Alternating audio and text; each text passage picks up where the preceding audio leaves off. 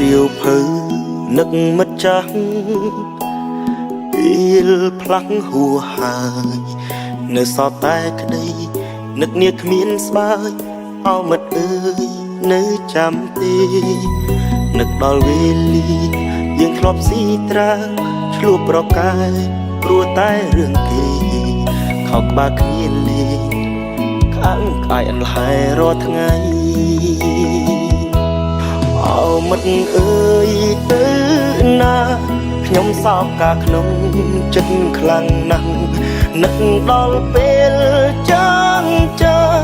អារម្មណ៍ខ្ញុំក៏ដឹងទឹកភ្នែកហូរមិនដឹងខ្លួនមិត្តនៅរួមថ្នាក់បែកគ្នាខ្លះមិនទាន់រៀបការខ្លះទៀតក៏មានទាំងប្រពន្ធកូនពេលមួយចង់ជួបជូនប្រាប់រឿងក្នុងខ្លួនថាខ្ញុំនឹកមិត្តគ្រប់គ្នា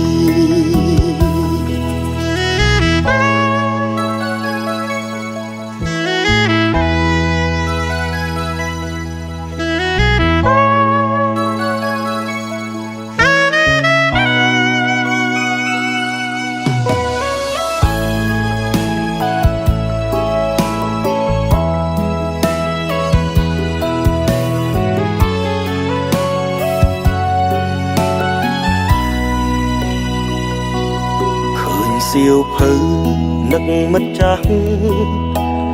ពេលផ្លាស់ហួហើយនៅសតតែក្តីនឹកនាគ្មានស្បើយអោមិត្តអើយនៅចាំទេនឹកដល់វេលាយើងធ្លាប់ស៊ីត្រាឆ្លួបប្រកាយព្រោះតែរឿងគេខោក្បាលគ្នាលេងខាងកាយអន្លែរាល់ថ្ងៃអោមិត្តអើយទៅណាខ្ញុំសោកកាក្នុងចិត្តខ្លាំងណាស់នឹកដល់ពេលចាំចាអារម្មណ៍ខ្ញុំក៏ដឹងទឹកភ្នែកហូរមិនដឹងខ្លួនមិត្តនៅរួមថ្នាក់បែកគ្នា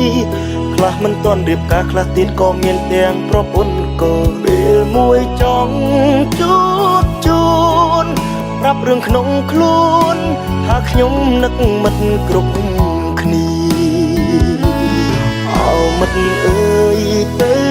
ណាខ្ញុំសោកកាក្នុងចិត្តខ្លាំងណាស់នឹកដល់ពេលចាំចាអារម្មណ៍ខ្ញុំក៏ដឹងទឹកភ្នែកហូរមិនដឹងខ្លួនមិត្តនៅរួមថ្នាក់បែកគ្នា